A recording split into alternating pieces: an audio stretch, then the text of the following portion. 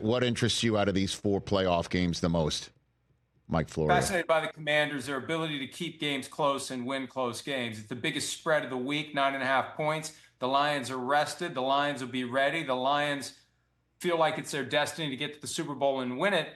These Commanders are playing with house money. These Commanders are loose. Jaden Daniels, a quarterback, unaffected by anything, poise, doesn't force his talents. 17-play, 92-yard drive, takes what's there, works the offense down the field, keeps the opposing quarterback on the sideline drinking Gatorade. They can keep it close. They kept it close, and they stole it from the Buccaneers. They could keep it close and perhaps steal it from the Detroit Lions. And then, obviously, Ravens-Bills. I hope game of the year delivers, because how many times have we been saying game of the year, and by halftime it's game over. During the regular season, it was game over early when the Ravens won 35-10. But I think the Bills are different now, and they're at home, and they I feel bad for the quarterback that loses this game. Whoever it is going to be saddled with the can't win the big one. Well, somebody's got to lose this one. And that's not an indictment on the quarterback. There's a lot of great teams in the AFC. And one of the reasons Josh Allen and Lamar Jackson haven't won the big one is there's a guy named Patrick Mahomes who's constantly standing in their way. That's right. It could be just, your Karl Malone or Clyde Drexler or Hakeem Olajuwon in the Jordan era, right?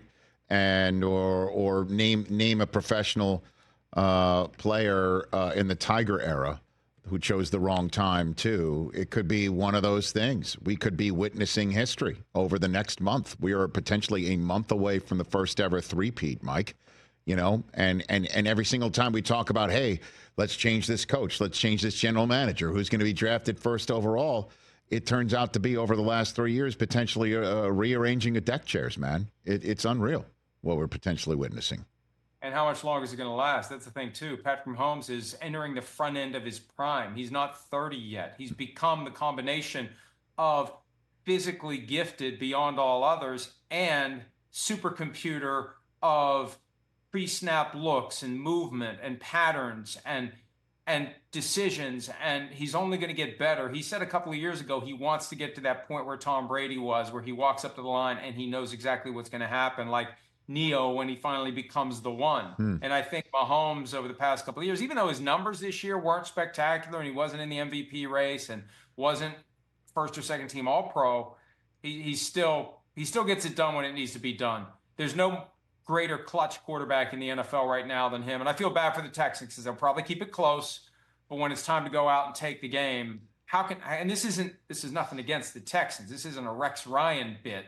How anybody put any team on that field on Sunday against the Chiefs, and how do you not believe that the Chiefs are going to find a way, some way, somehow to win the game? I love it. And your game, your 2 cents on your game? What do you think? Well, hey, look, what the Rams did last week, considering everything that they and the community have dealt with, to relocate to Arizona, and then through all of that, to put together a defensive game plan that was able to crack the code on everything Kevin O'Connell and Sam Darnold have done all year long. Now, Sean McVay knows O'Connell because they worked together. They won a Super Bowl together in LA.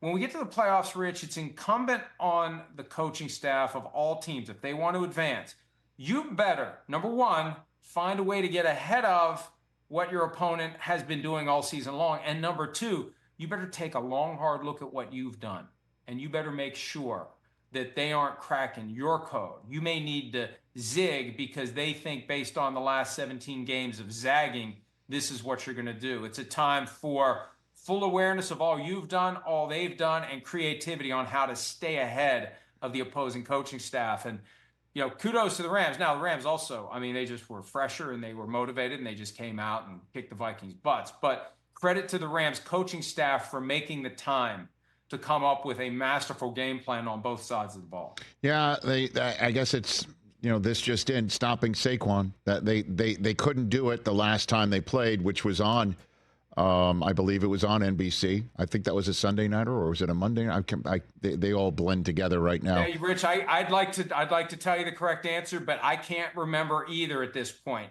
Here's the thing. It was a Sunday night where Saquon, ran for almost 300 yards, Mike. He's still running, I think. When you won the regular season matchup doing things a certain way, do you do it again because it worked the last time? Or, and this gets to what I was talking about earlier, do you come up with something else? Because now they're going to be ready for you. And now they're going to make adjustments to try to deal with the thing that you did to them the last time. This becomes the 4D chess match that coaching staffs have to ask. And you better guess right, and you only get one chance. No best of 7, no best of 5, no best of 3. One game, 60 minutes. Let's go see who's able to figure out how to score more points. And look, I expect the Eagles are just physically better than most teams currently left. But the Rams have written a great story so far, and I think they'll show up with everything they have. You just wonder how much they have left after what they've been through. Catch the Rich Eisen Show every single day on the Roku channel, 12 to 3 Eastern, for free.